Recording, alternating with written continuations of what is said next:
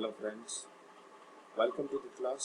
आज का टॉपिक है मॉडिफायर्स वर्सेस वर्ब। ये वो मॉडिफायर है जो वर्ब के थर्ड फॉर्म से बनता है, यानी कि वर्ब ईडी फॉर्म से बनता है। देखिए, एग्जांपल से स्टार्ट करते हैं और समझने की कोशिश करते हैं कि कब सेम वर्ड वर्ब के रूप में परफॉर्म करता है और कब वही वर्ड मॉडिफायर के रूप में परफॉर्म करता है। ठीक है, एग्जाम्पल है रोजी decorated the painting with yellow stars.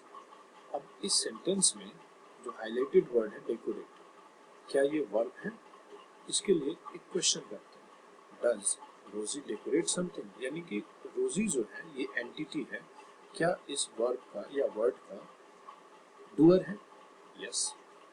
और क्या डेकोरेट कर रही है? हर पेंटिंग। तो इसलिए decorated is a verb and not a modifier. दूसरा एग्जांपल लेते हैं, the painting was decorated with yellow stars by रोजी। ये इसी सेंटेंस का पैसिव फॉर्म है। अब इस सेंटेंस में दो वर्ब है हमारे पास, was डेकोरेटेड हाईलाइट किया हुआ है आपके लिए। ठीक है, अब इस सेंटेंस में आप नोट करेंगे कि was the painting decorated by someone, क्या जो पेंटिंग है, ये पेंटिंग जो है, क्या ये किसी ने डेकोरेट किया है? Yes, was। Answer is same. कहने का मतलब ये डेकोरेटेड वर्ड जो है इसका एक एंटिटी है, एक डूअर है, और डूअर कौन है? was। So if a verb has its decorator, I mean its doer, तो जो वर्ड होगा वो वर्ब हो जाएगा। ठीक है, वो मॉडिफायर नहीं होगा। तो फिर मॉडिफायर क्या होगा? मॉडिफायर के लिए यहाँ पे एक डेफिनेशन दिया हुआ है कि इट गिव्स एडिशनल इंफॉर्मेशन, यानी कि ये एक मॉडिफाई करेगा, एडिशनल इंफॉर्मेशन प्रोवाइड करेगा। एग्जाम्पल देखते हैं, take this example, the painting decorated with yellow stars by Rosie. अब इस पूरे सेंटेंस में एक फंडामेंटल एरर ये है कि कोई भी वर्ब नहीं है, यानी कि हेल्पिंग वर्ब नहीं है। और यहाँ पे जो ये वर्ड आपको लग रहा है डेकोरेटेड, ये भी वर्ब नहीं है। कारण, आप क्वेश्चन करिए कि क्या पोस्टर में, यानी कि जो पेंटिंग है, माय मिस्टेक, क्या जो ये पेंटिंग है, क्या इसने किसी भी तरीके का कोई एक्शन परफॉर्म किया है? और आपका आंसर आएगा नो। द पेंटिंग, कहा पेंटिंग ने कुछ भी डेकोरेट नहीं किया, जबकि painting decorated with yellow stars. ठीक है, तो इसका मतलब ये है कि पेंटिंग के बारे में एडिशनल इंफॉर्मेशन दे रहा है कि एक ऐसी पेंटिंग जो येलो स्टार से डेकोरेटेड है, जबकि पेंटिंग कोई एक्शन नहीं परफॉर्म कर रहा है। इसलिए यहाँ पे वर्ब, डेकोरेटेड जो वर्ड है वो वर्ब नहीं है। लेकिन यहाँ पे जो फंक्शन प्ले कर रहा है वर्ड डेकोरेटेड, इसका मतलब ये है कि ये डिस्क्राइब कर रहा है पेंटिंग को और पोस्टर। ठीक है, तो ये चीज आपको ध्यान रखना है। ठीक है, तो जब भी कोई वर्ब ईडी फॉर्म अगर किसी भी एक्शन को परफॉर्म करने के लिए डिस्क्राइब किया जाएगा तो वो वर्ब होगा। लेकिन अगर वो किसी भी एंटिटी को, यानी किसी भी नाउन को, प्रोनाउन को डिस्क्राइब करेगा तो वो मॉडिफायर होगा। ठीक है, और एग्जांपल्स देख करके हम इसको समझ सकते हैं। अब ये दोनों एग्जांपल्स को कंपैरेटिवली देखिए। रोजी decorated the paintings with yellow star, the painting decorated with yellow stars by रोजी। इसमें तो कोई है ही नहीं, ये तो कोई सेंटेंस ही नहीं है, क्योंकि वर्ब नहीं है इसमें, क्योंकि ये डेकोरेटेड वर्ड जो है ये मॉडिफायर है। ठीक है, इसलिए ये सेंटेंस इनकरेक्ट है। हालांकि हम वर्ड को समझ रहे हैं तो यहाँ पे मॉडिफायर को काम कर रहे हैं, बट ये सेंटेंस इनकरेक्ट है। यहाँ देखेंगे रोजी decorated the painting with yellow star, ये है, इसका डूअर है और डूअर रोजी है, इसलिए ये जो डेकोरेटेड वर्ड है ये वर्ब है। ठीक है, ये चीज है। आई होप कि यहाँ तक आपको चीजें क्लियर होंगी। तो आपको आइडेंटिफाई करना होगा जब वर्ब है या मॉडिफायर है, तो आपको फोकस करना है और कोशिश करनी है कि आप सबसे पहले तो सेंटेंस का मीनिंग निकालें, उसके बाद आप मीनिंग निकालिए कि उस वर्ड का फंक्शन क्या है। ठीक है, then only you can understand कि आखिर में ये कहना क्या चाहते हैं। ठीक है, तो पहला मीनिंग ऑफ द सेंटेंस निकालिए, दूसरा उस वर्ड का मेन फंक्शन क्या है। जैसे इसमें डूअर का फंक्शन, यानी कि रोजी जो काम कर रही है उसको डिस्क्राइब कर रहा है। यहाँ पे पेंटिंग के बारे में एडिशनल इंफॉर्मेशन दे रहा है। ठीक है, यहाँ कोई एक्शन परफॉर्म नहीं कर रहा।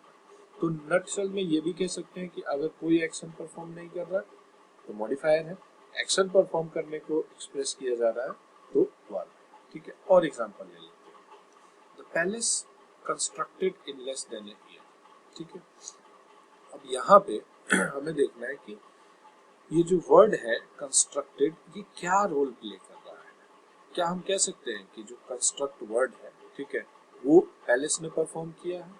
नो, तो ये वर्ब तो डेफिनेटली नहीं, क्योंकि एक्शन को नहीं शो कर रहा है। तो क्या है ये? मॉडिफायर है। ठीक है, क्या है ये? मॉडिफायर है। लेकिन क्या ये पूरा का पूरा सेंटेंस करेक्ट है? The palace constructed in less than a year? No, क्योंकि इसमें भी हेल्पिंग वर्ब नहीं है। मैं मतलब इसमें मॉडिफायर हो गया जब कंस्ट्रक्टेड, तो वर्ब है ही नहीं, और एक सेंटेंस बिना वर्ब का सेंटेंस हो ही नहीं सकता। ठीक है, दूसरा एग्जांपल लेते हैं। The Chinese company constructed the palace in less than a year. अब इसमें हमें ये पूछना है, क्या कंस्ट्रक्शन कंस्ट्रक्टेड जो वर्ड है ये किसी का डूअर है या इसका कोई डूअर है? Yes, Chinese company. Now in this sentence Chinese company ने कोई एक्शन परफॉर्म किया है, उसको ये वर्ड जो है डिस्क्राइब कर रहा है। Hence it is a verb. ठीक है, hence it is a verb. ये आपको ध्यान रखना है। ठीक है, कोई भी वर्ड आपको ये नोटिस करना है कि कोई भी वर्ड ईडी फॉर्म वाला, यानी कि वर्ब का थर्ड फॉर्म, वो वर्ब भी हो सकता है या मॉडिफायर, लेकिन वो डिफाइन करेगा कि वो जो वर्ड है उस सेंटेंस में क्या रोल प्ले कर रहा है। उसी के बेसिस पे हम बोलेंगे कि ये जो वर्ड है ये मॉडिफायर है या फिर जो है आपका वर्ब है। ठीक है, चलिए आगे और भी चीजें समझते हैं। एक और सेंटेंस लेते हैं। The palace constructed in less than a year has fallen. ठीक है, अब यहाँ पे जो कंस्ट्रक्टेड वर्ड है, ठीक है, ये मॉडिफायर है, ये हमने ऊपर समझ लिया है। ठीक है, अब मैंने आपको बताया था कि इस सेंटेंस में वर्ब नहीं है क्योंकि ये मॉडिफायर हो गया था, तो इसलिए ये सेंटेंस इनकरेक्ट होगा। अब यहाँ पे हमने एक वर्ब यूज किया है, हैज फॉलन। ठीक है, ये वर्ब है और इसलिए अब ये सेंटेंस मीनिंगफुल हो गया। ठीक है, तो कॉन्सेप्ट हम यहाँ से क्या निकालेंगे? अ वर्ब ईडी वर्ड, जो कि वर्ब का थर्ड फॉर्म है, वो डिपेंड करता है, depending on the meaning of the sentence. ठीक है, यही वर्ड मीनिंग के ऊपर बेस्ड होकर के डिटरमाइन करता है कि वो क्या रोल प्ले करेगा।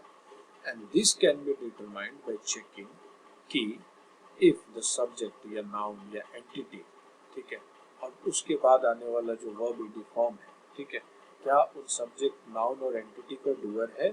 अगर डूअर है तो वो वर्ब होगा, अगर नहीं है, जस्ट एडिशनल इंफॉर्मेशन दे रहा है, डिस्क्राइब कर रहा है, तो वो मॉडिफायर है। ठीक है, और एग्जांपल देख लेते हैं।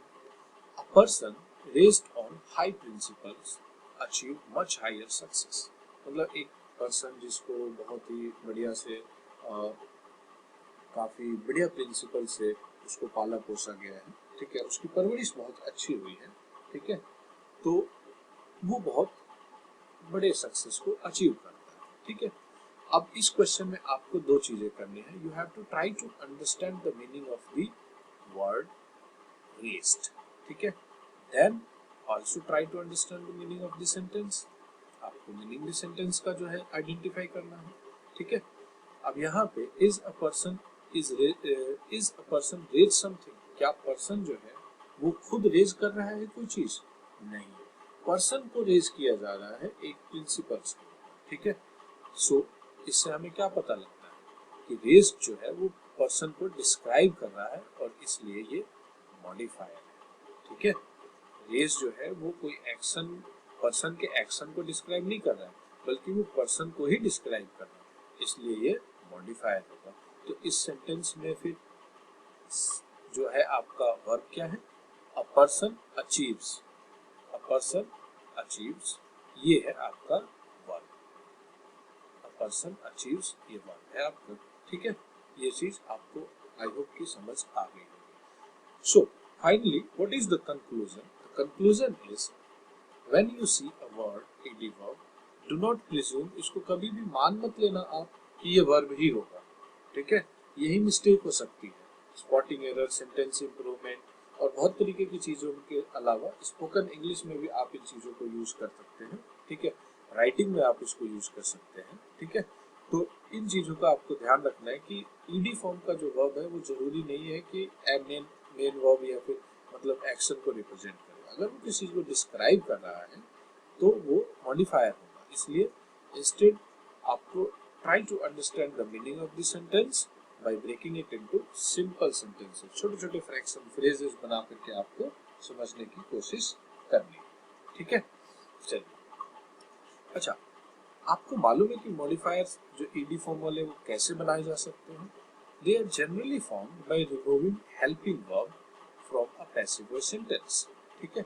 किसी भी पैसिव वॉइस सेंटेंस से आप रिमूव कर दीजिए and that will be the modifier. कैसे? अभी आप देखिए example. The movie that was made on Milkha Singh won the best feature film prize, ठीक है। तो एक मूवी है जो कि मिल्खा सिंह के ऊपर बनी, उसने बेस्ट फीचर फिल्म का प्राइज जीत लिया, ठीक है। अब इस सेंटेंस में क्या है? The movie won the best feature prize, ठीक है। अब वॉन, ये जो वर्ब है, ये जो थर्ड फॉर्म है, ठीक है, इसका डूअर कौन है? मूवी है, ठीक है। तो इसमें जो वर्ब है वो है वॉन। आई थिंक यहाँ तक आपको अब तक समझ आ गया होगा, इसमें समझने में कोई दिक्कत नहीं हुई होगी, ठीक है। अब समझते हैं कि मेड क्या है, ठीक है। The movie made on Milkha Singh. Made जो है ये मूवी को डिस्क्राइब कर रहा है, ठीक है, कि ये मूवी जो है मिल्खा सिंह के ऊपर बनी हुई है। मूवी ने कुछ बनाया? नो। मूवी ने कुछ जीता? यस। मूवी ने क्या जीता? Best feature film. तो वन जो है वो वर्ब होगा, लेकिन मूवी ने कुछ बनाया, मेड समथिंग? नो। तो मेड नहीं बनाया तो ये मॉडिफायर हो गया, ठीक है। तो ये चीजें हैं। बाकी ये स्क्रॉल कर देता हूँ, ये कुछ क्वेश्चंस हैं जो आप प्रैक्टिस करने के लिए यूज कर सकते हैं, ठीक है। ये मैं नहीं पढ़ रहा हूँ, आप इसको पॉज करके आंसर करके इसका डिस्क्रिप्शन देख करके और सीख सकते हैं, ठीक है। और कोई भी अगर डाउट होता है, कुछ भी अगर आपको लगता है कि मुझे इसके बारे में पूछना है, बताना है, तो जरूर कमेंट करिए और अच्छा लगे वीडियो तो सब्सक्राइब करिए, वायरल करिए। Thank you.